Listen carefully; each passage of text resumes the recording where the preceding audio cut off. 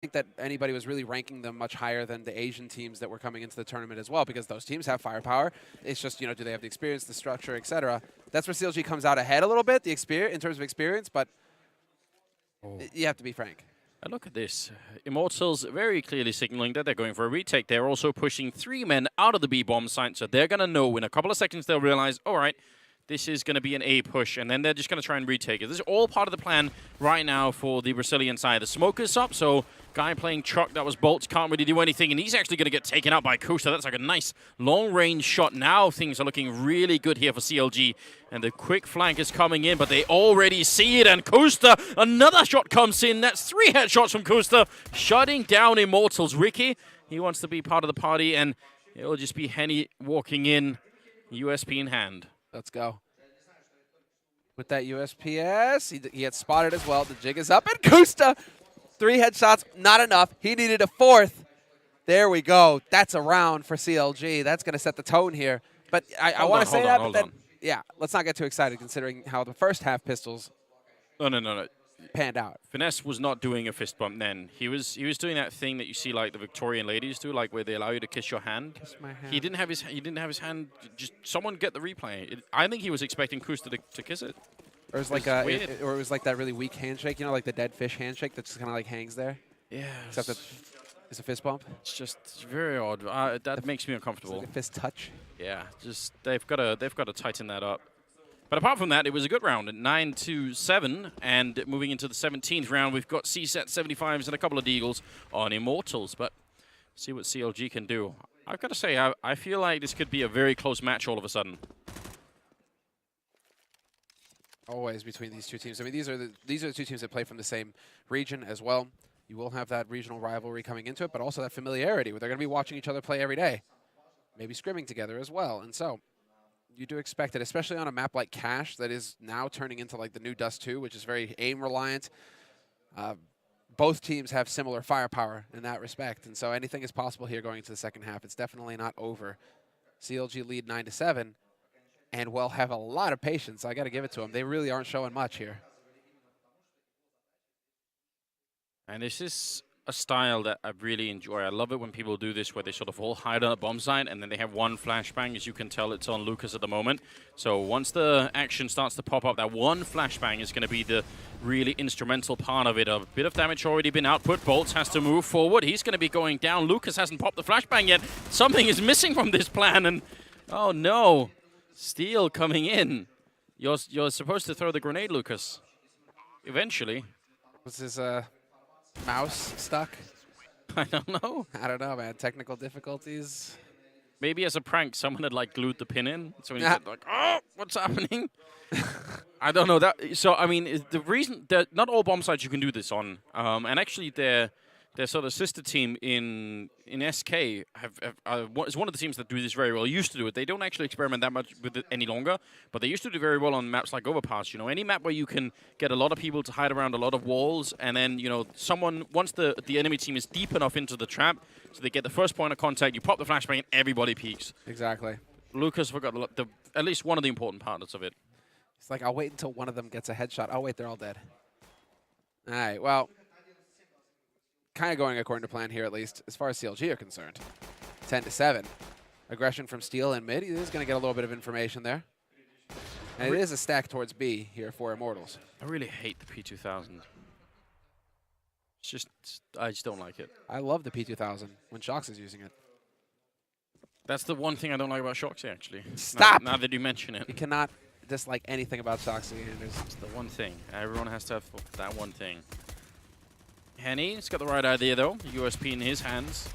And blindly shooting through. Finesse gonna find him with the UMP. Now Steel gonna be coming through the smoke. And he's actually delaying it a bit. It could have been a pretty good idea. FNX will take 1 kill so far, and that's all they've got here on the CT side. Can't expect anything else. It's gonna be the next round when it gets really exciting. Bolts in the middle. Long range against Ricky. That's a pretty good job. Trying again. They're just slowly fighting him. They have the grenades if they wanted to. Bolt's doing even more damage.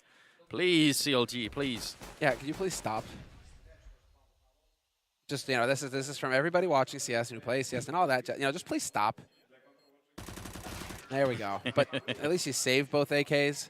Yeah. That was so needlessly expensive for CLG. Versus a hard eco as well. It's like Immortals like, great, we got 3 kills. Perfect. Gonna force them to spend some of that money. Kusta's gonna go for the AWP. Ricky on the AK. And Henny, of course, manages economy so that he has that AWP in the first buy as well. Glass cannon with a single smoke. What I want to see CLG do, though, because there are very few anti-rush nades going on here for Immortals, is I would have loved to have just seen like straight up B rush. Let's go full matchmaking, boys. Straight out onto the B site. Oh, wow. Look at Kusta. That jump. Oh, my God. I wish we could see that from his point of view. That was some JW level right there. He got the Foon level in. That's absolutely incredible. Oh, my God. I don't know if we used the camera angle or something there, but that was very well done. That was some prime JW movement. You've got to realize that's a risk to take as well, because if you get like the sort of the stumbling version of it, where you sort of kind of like land on your ankles instead, there's a chance you can end up in a completely wrong angle, and the other guy on the other side is going to be like, all right, why did he peek me with his knee, and then you just die. So that looked really cool. Well done, Kusta. I just love that kind of movement out of the players. Yeah. The ones who can pull it off, the Oppers in particular, it's just a pleasure to watch. It's like art. Steal. In connector. Smoked. And he's going to have some support from short, as well as a flash from his teammates. He tries to take advantage of it, but it's not going to pan out. Somehow he doesn't make it happen. Yeah, Ethan should have been long gone, but I feel like he's actually been playing a pretty good game now. FNX will get the 1 kill, and Ethan not in a great position to refrag this unless he can get the sound timing down right here. He hears FNX falling back, but he will eventually get the kill on him too. That leaves just Henny. 1 versus 4. Gonna pick up 1. They know where he is, so just, yeah, back up. There's no reason to do this. 29 seconds is plenty of time. Takes about 17-ish to run from A to B here, going that direction, so should be no problem. Yep. Luckily, it wasn't the first guy with the bomb running in. Otherwise, then you're in for sad times if you're CLG at that point. You're a little stressed. Finesse not going to get the free kill, but at least he doesn't have a Molotov to put himself on fire, so should be all right. Was that far enough? I think that was just within range to hear it, the steps. Ah, well. Now, that's a sort of a stylistic question here. Do you want to take that shot? Because now they're going to come for you. FNS playing at close range. Going to be jumping up right outside his scope, but Henny sees it anyway. Not bad at all. If he had been playing maybe a different resolution, then it could have been out of his field of view there, but he did. Now it's Ethan coming in. He misses the shot. Henny tries to make it around the corner.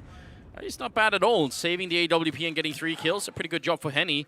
But there are some players, and we've seen this in the past, that would have never shot the first guy. Would have said, just, yeah, go look for me in B, and I'll stay here and stay alive. Yep.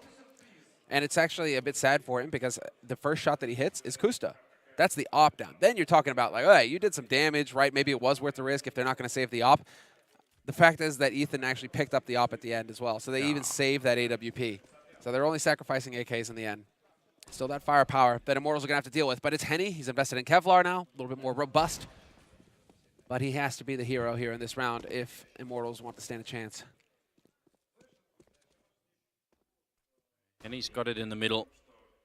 I don't know if it's just because I honestly have had no expectations of Ethan going into this tournament at all. So maybe that's why I think he's doing a good job. But I would say he's showing signs of a player that could definitely be sort of built into more. He's not playing stupid Counter-Strike is what I'm trying to say. Oh, boost on top of the smoke, and then he gets the kill. Ethan, sorry I cursed you, man. That happens. Good looking out. We've done it a few times this tournament, Anders. It's all right. But this is still, I mean, advantage CLG. No matter what, it's going to be pistols here for Immortals. And still 4 players alive for CLG with full utility. I hate the spacing. They're definitely pretty spread out here. But they should be able to find the shot. Kusta catches steal, popping up at headshot. And now Lucas up close with the dig, but he's not going to find any targets. There's still plenty of time here for CLG to rotate back around to A. They don't have to commit to anything. Yeah, definitely a good mid-round call coming out here. Now, can they make it work? Bolds almost wins the fight with the C-set 75. If that happens, then things get real tight. Now, Henny in position here.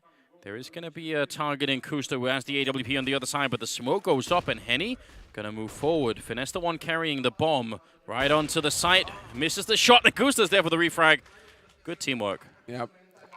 Kusta, that angel on high. just watching with a massive sniper rifle. And he's going to catch Lucas going for the shoulder peaks as well. There's the pause. The tactical certainly getting called here by Immortals because that was the round of eco. Now they're going into the bye, and they're going to have 13 rounds CLG. This is where, if you are Immortals, you need to figure out what is going on. Why are you not able to succeed in your defense here? Is it aggression mid? A main? We haven't really seen, it feels like we haven't really seen that much, but then again, they have been having pretty weak buys. Some of the mid takes have been pretty good for CLG. They seem to do a good job of getting the mid control in. I'm not sure what exactly it comes down to why Immortals aren't able to make it work. I'll tell you why. And this is from our boy Moses. Costa. Costa. I mean, Costa's doing a good job. He's got 18 kills. Ethan's got 20. He's actually out-fragging everybody at the moment. Who would have thought? 13-7, the 21st round coming up here, and CLG 3 rounds away from making the playoffs and knocking Immortals out. That would be devastating. I feel like there are so many tournaments now where I feel like Immortals look like a playoff team. You know, they just look like they can make it. They look so hungry and they look so motivated, and then they just all the time just get a slightly short there. Boost up in the middle by Cutler, and Finesse holding with the bomb by the ice cream truck. Oh, what a shot! Sick work from Ethan. But FNX is there to bring it back. He trades on Costa into a 4-on-4. But still, Ethan managed to create some space here for CLG in mid with an excellent headshot. Yeah, and not afraid to try and follow it up. No one on highway right now. In fact, the only one holding the A-bomb site here is Bolt, way back by the NBK corner. And then on truck, but that truck position is going to get smoked off really quickly. So a lot of this is just going to be Bolts. They have Molotovs. They're just going to burn him out. He can't even cancel it. He doesn't have a smoke to cancel any Molotovs. So Bolts could be just in a lot of trouble any second now. It's Ethan coming in. Long-range spray. Oh, my God. He hits that headshot. Triple kill for Ethan in the round. And all of them beautiful kills. Lucas and Steele are left. Now, finally, Ethan goes down to a Molotov there, but that was FNX's Molotov. Did he get the timing off right, where he thought it was going to clear, and yet through some devious trick of the mind, it didn't? It hung around just long enough to kill him. It was FNX reaching back from the grave. Yeah, that's a good question. It was kind of low, but this is a 14th round here, and it's all Ethan here. I mean, I love it. You know, CLG, in this map at least, they are in the lead, and they're going to be up on 14 rounds, but they've done an excellent job of demonstrating why, you know, it's not good to play with fire. Phoenix. Wait. Finesse. This is the thing that you tell children in Denmark why they shouldn't play with fire. I don't know if it's happening in other countries too, but you say you don't play with fire because you'll pee your bed. What? That's true. That you say that in Denmark. As you know, I don't know why. It's obviously not true, but are you like trying to like pee shame your kids into? I guess yeah. that can be an effective way. I mean, it's obviously incredibly unscientific. I for sure will not be teaching Walter any of that nonsense. I'll try and also stop him from playing with fire, but I'll just be... But I mean, the thing is like, you know, it's just like, here, get burned by it. Okay, you realize now. It hurts. Great. I'm not gonna try and burn my kid, but... Have you ever seen that show Titus? Where it's like that, yeah, it was the kid with the horrible dad, and, you know, kids playing with like the fork by the power outlet, and the mom's like, oh, don't do that, honey. The dad's like, no. Bzz. Not gonna do that again, are ya? Listen, I'm going to try and give him a reasonable and calm and a nice life, because eventually he will learn English and he'll be able to communicate with Duncan, and I know that's when it's... So you might as well give him the smooth ride until that point. It'll be Henny inside of the A-bomb site, and with the backup of FNX playing by the railing there. Let's see if he can, if they can have a good job. Yeah, they've got an alright mid presence right now. I'm okay with this setup. I think Henny is the sort of AWPer that can make a lot work from this position, even if the Molotovs start raining in. Yep, and there, sure enough, Kusa just decides to walk into the angle a second after. Finesse, though, that was the shot to hit. Gets the trade, and it's all on Immortals now.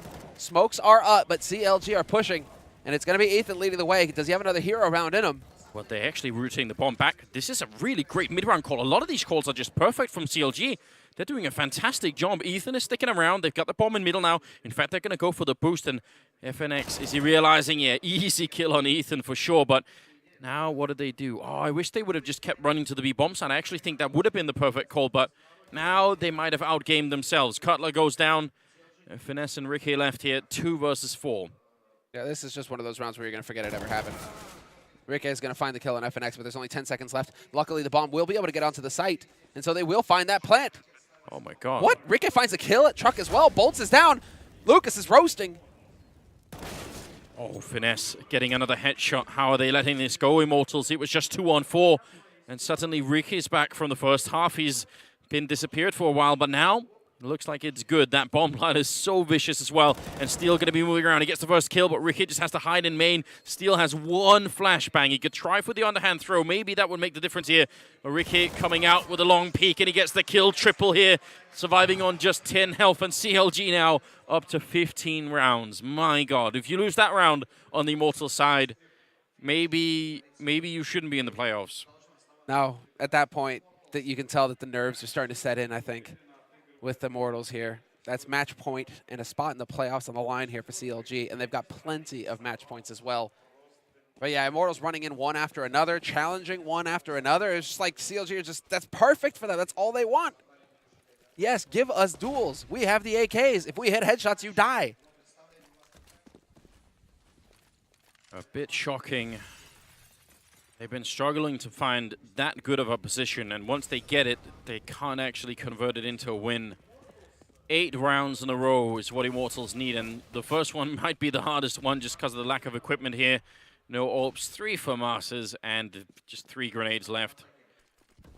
Oh no. This is going to get awkward for Kusta. Maybe even more so for Penny hiding in the corner there. Going to get the 1 kill on Cutler, but he loses a teammate. Now the Molotov is in, and he had no smoke to cancel it, so that's the reason why I was a bit worried there. 3 on 3. Bolts coming in, long spray there to take down Ricky. That's a good job. Ethan next in line. Bolts not afraid. A great job. A 1 versus 3 here up against Finesse. They've got to win this. Ooh, clever play here from Finesse. Bolts should never expect him to be coming from on high, but unfortunately for Finesse, he's going to get covered. I think he was behind his gun or something, yes. The model of the gun. He just couldn't see him. That would have been flawless. Then you'd have been into a 1v2. But you got to give it to Henny. Talk about a battle. Yes, you're roasting alive. What do? You still get 2 kills. That really makes the difference for your team. You know, some part of me wishes, I kind of understand why you can't, but at the same time, some part of me wishes that you could use the 1.6 command. There was one that was called Hot Display 0, where you could just you could remove the weapon entirely. Yeah. So it just disappeared, so. Well, I can tell you why. Yeah, well, the skins, right? But actually, for tournament use, you could do it because you could just have the spectator client show them, and then for the player, it isn't, right? Yeah. There weren't that many players actually who enjoyed playing with it, but there were a couple who were pretty good with it. And I don't remember in the later days if they removed it from 1.6. Even I can't remember. Someone will have to tell me, but I know early on it was definitely possible. There is a command though that players do use, and I don't know. I think Steel used to use it, but where you could American Steel, yeah, exactly, American Steel, where you could flip it from hand to hand.